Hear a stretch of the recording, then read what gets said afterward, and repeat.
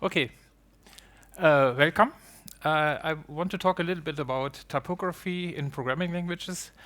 Um, this is a very difficult topic because most of the editors or programming languages do not support any kind of aesthetics. This is sad. Um, the story begins actually with the writing and the reading, and you don't know how long things you write um, have to be read.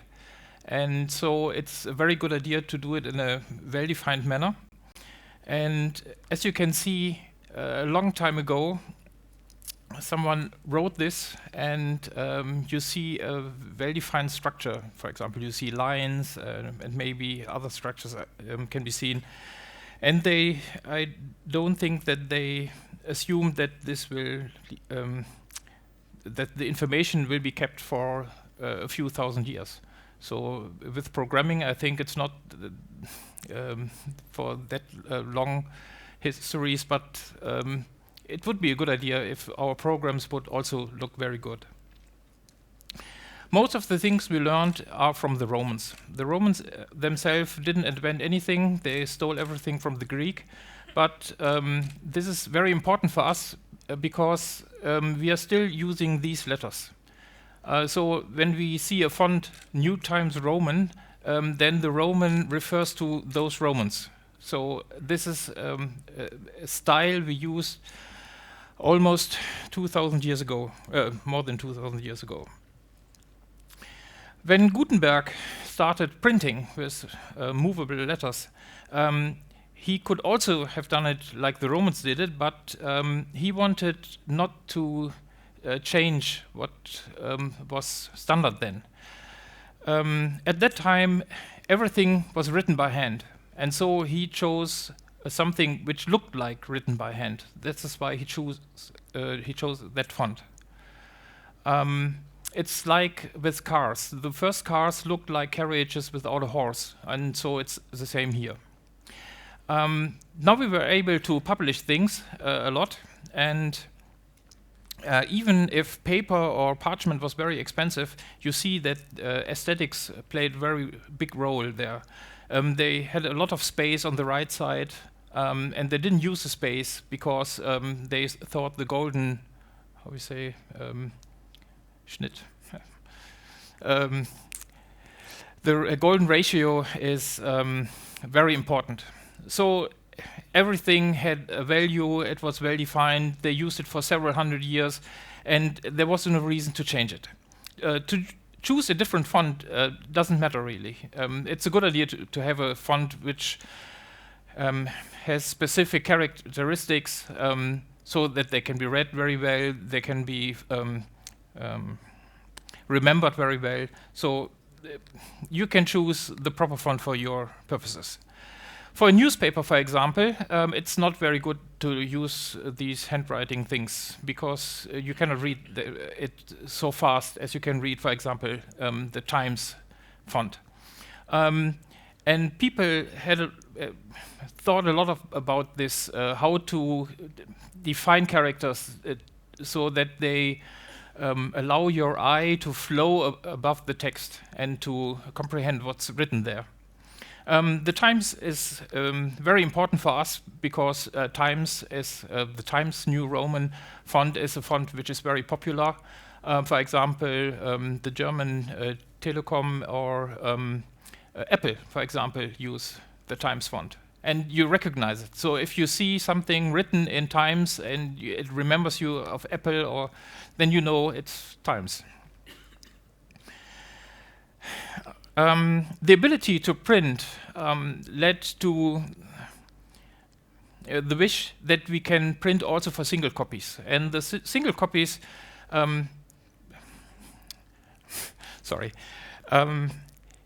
they wanted something which typed correctly. So you don't have a handwritten thing, you have a printed thing, but you want only one copy, and this led to the invention of the typewriter.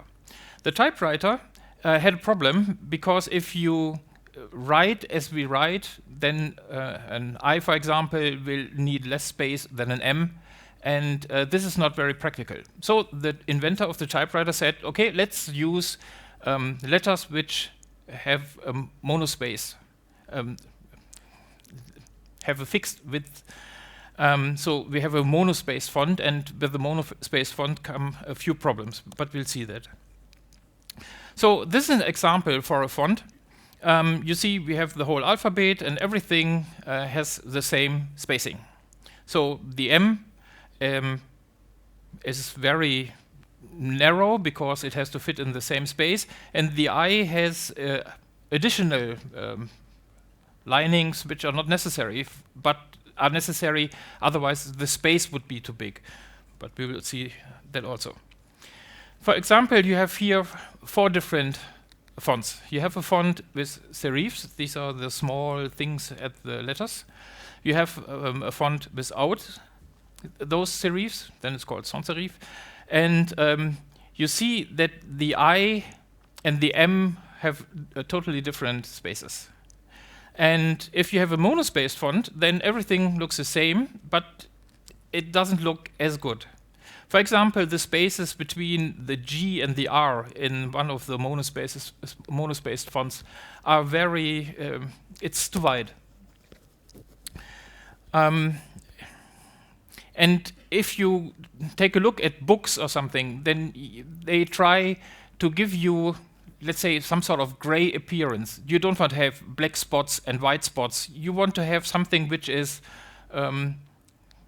very convenient to look at. The reason why you're using, who of you uses proportional font in Eclipse? So a font, who of you uses a, nobody? Then I have to ask, who is using a monospace font? Yes. And who of you have the column limit set to 80 in Eclipse? 132? Ah, okay, something about that. The reason for that, you might have chosen 80, for example, comes from the IBM punch card. The IBM punch card had 80 characters, and I don't know why they've chosen it, because there were other punch cards which had 60 characters, but they have 80 characters. And if you take a look at programs from the 50s, you see that they are all built for those 80 characters. So, for example, in a Fortran program or in a COBOL program, you ignore, I think, the first 8 characters, and then your program line starts. But they didn't have the problems we have now with structured programming, tabulators, that we have blocks which we indent, and they didn't know about that. So 80 characters seem to be very fine. By the way, to store information in this format was a very advanced method, and it didn't take so much space other document formats used. For example, here you see a 4 GB flash drive. You have 20 rows of pallets in this room. Each row is 15 pallets wide. Pallets stacked are at least 2 high. Each pallet contains 45 boxes. Each box contained about 2,000 cards, and every card had about 80 characters. So you see, you could store really a lot of stuff. Okay, the next limitation comes from the terminals, and you see the most famous terminal started with 72 characters, but all the programs were written in 80 characters, so they had to change that. And you see in 1975 you had a terminal which also supported 80 characters, and those terminals you still find in your Windows or in any operating system. This seems to be the standard of information display, and this can't be right. Okay, so why are you using a non-proportional font? Yes, you can draw pictures. This is a very important method, because the only way we can draw information, we can describe what we are programming, is doing ASCII art, which is horrible. I can't understand it, but that's the way we do it. Maybe you do it. You can also draw pictures with a proportional font, but then you have other problems. You have to use the tab. The tab is usually 4 spaces oh, no, maybe 8 spaces. Some set it on 3 spaces, so you have a lot of problems, and if you change the resolution of something, everything changes. So it's not a very good idea, so let's keep the monospaced font. But you see there are a lot of problems. The digit 1 looks almost exactly like the small letter L, and this leads to a lot of problems if you don't have color, for example. Then some people write things like this. This is okay, but it's not looking very good. What's the problem here? The problem is that we don't put a space before a comma, never. And we don't do it since 400 years, maybe 800 or 1,000 years. So why do this now? And another problem, you should do it right, and to do the thing right is if you have any punctuation, there's almost never a space before that. This is a typical Java program. The semicolons are missing. But you can see here that the font makes things not so good as they could be. For example, the minus greater combination should be an arrow, but this doesn't look like an arrow because the minus is too low. So you have to change the font. You have to find a font which supports this special line so that the minus is on the same height like the line in the plus sign. And if you, instead of using Courier, if you use New Courier or Courier New, then you see this looks a lot better. But there are still a lot of problems using a monospaced font. You see that the space next to the parentheses is too large. So this is not good. And there are a lot of other problems. For example, you cannot have spaces as you need them to make things good look. To make things look good, yeah. For example, you see what is available in the Unicode character set. You have different spaces, so you can align things properly, and you need, for example, if you set numbers and you put after every 3 digits, you want to have a small space, then you use a small space. You really use a small space, a thin space or a hair space. It's visible for you, but it's not so big as a normal space, because the normal space is huge. If you use a proper font, it would more look like this. But you see that the minus becomes too small. The reason for that is that the minus is actually a hyphen, or a combination of hyphen and a minus. This would be this looks much better. But what's now the problem? That's not a minus.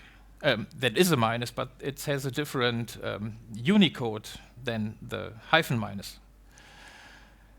For example, if you have a monospaced font, these 4 characters look almost the same. You see little differences, but the differences are not big enough to be appreciated. And if you use a proper font, it looks like this. You see the hyphen is very small, the minus is longer, and it's slightly bigger. The n dash is a little bit smaller and not as thick as the minus, and the m dash, of course, is longer. In a monospaced font, you have those. You can't have this differentiation, so this is a problem.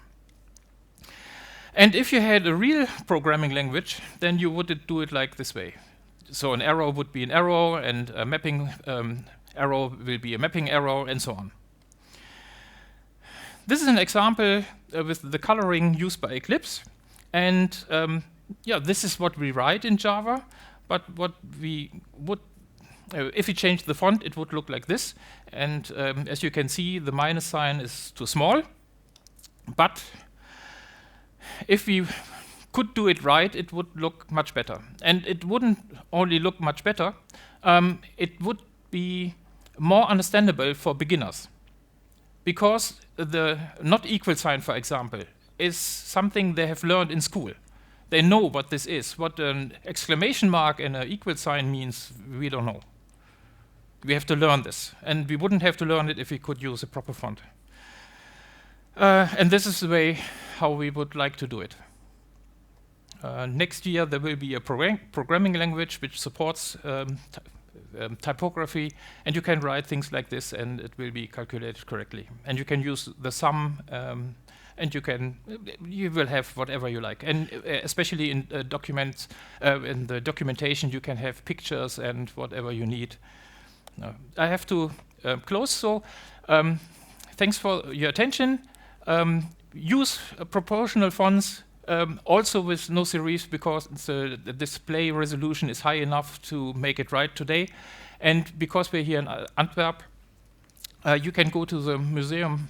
I don't know how it's pronounced. It's a very good museum, and you can see everything about printing and aesthetics and fonts, whatever you like.